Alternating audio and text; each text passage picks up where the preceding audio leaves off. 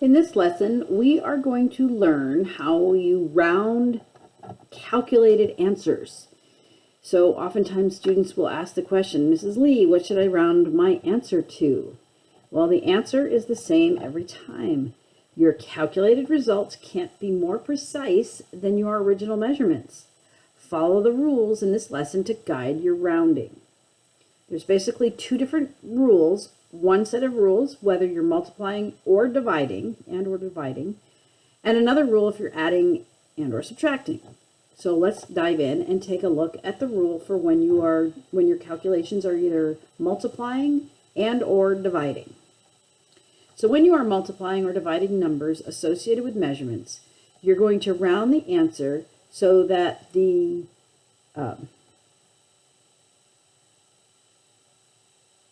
product, couldn't remember that word, or the quotient, right? So if you're multiplying, you're going to get a product. If you're dividing, you're going to get a quotient. So either way, you round the answer so that the product contains the fewest number of significant figures as the least precise measurement.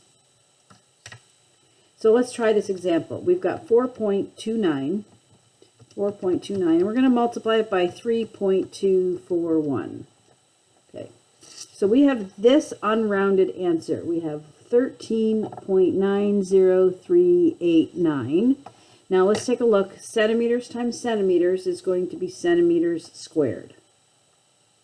That's our non-rounded calculation. To round this answer, consider each measurement in the calculation. Going back to these measurements. We're going to count the total number of sig figs in each one of these measurements. So 4.29 has a total of 3 sig figs, right? This is our leftmost integer, and with a decimal point visible, our limit of precision is the number all the way to the right. So this is 3 total sig figs. This measurement has 4 significant figures.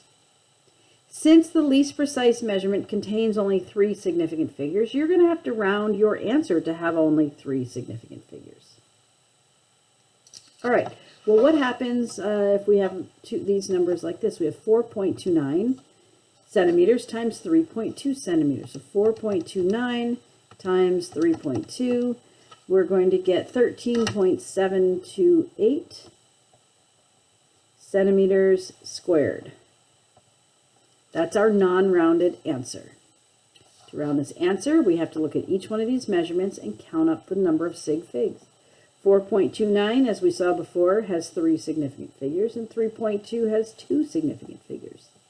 Since our least precise measurement contains only 2 significant figures, you have to round your answer to have only 2 total significant figures. Okay, so this is part of the reason why it's so important to be able to look at a measurement and know how many significant figures it contains, because you're going to need that information to round your answer. So the rules for addition and subtraction work a little bit differently. When you're adding, of course, you're going to want to round the sum. If you are subtracting, we call it the difference. But regardless, adding or subtracting, you're going to take your answer, and you are the answer that has the fewest number of decimal places as the least precise measurement. Okay, so what does that mean? Well, let's start with an addition problem. We've got 5.34 plus 9.3 plus 6.12. So altogether, we have an unrounded answer of 20.76. The unit here, it's all in centimeters, so this is just centimeters. That's our non-rounded answer. To round this answer, we have to go back to the original measurements, and we are going to count the digits after the decimal. We're going to abbreviate that as DAD. Okay, the digits after the decimal here, 2. 1 digit after the decimal, and 2 digits after the decimal. The least precise measurement contains only 1 digit after the decimal, so you're going to have to round your answer to have only 1 digit after the decimal. So this answer here is going to need to be rounded to 5, well, no, sorry, we've got to take our answer 20.76 and round it to 20.8 centimeters.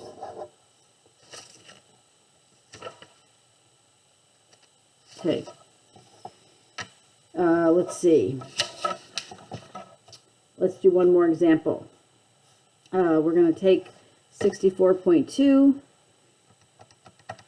plus 98.235 plus 6.72 equals 169.155.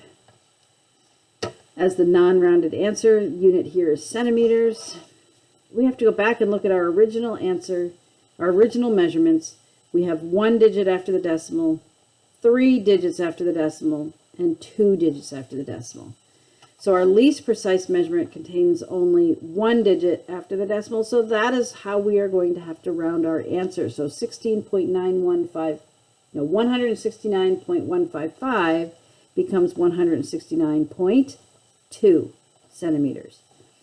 Okay, so you might have noticed here that if the rounding rules of if you have a 5 or higher, that will round the next number up. And of course, I'm now just realizing that I never actually rounded the answers on the front page. So let's go back and let's finish those problems. Go back and review our rules for multiplying and dividing. If you're multiplying and or dividing numbers in a calculation, we look for the total number of sig figs and we want to use the fewest. So here, our first example, we had to round to have only 3 significant figures.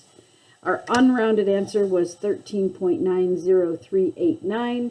Rounding this to 3 significant figures would put us at 13.9 centimeters squared.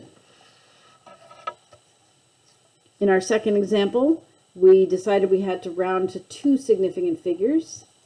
So if we look at 13.728, we have to round this to only have 2 significant figures, which would round it to 14 centimeters squared. All right, so in this lesson, we have decided that there are rules for calculated values. If you are doing a calculation that involves multiplication and or division, you will count up and use the fewest total number of sig figs that are in your measurement.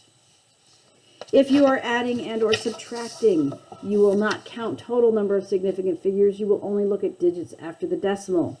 You will use that as you will use the fewest digits after the decimal to round your answer to have the same number of digits after the decimal.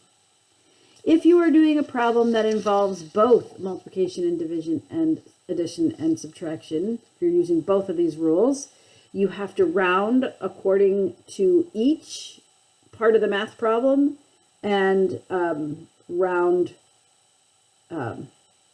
based on order of operations. We will see this, how you handle this, in the next video lesson. That's it for today. We'll see you back in the classroom.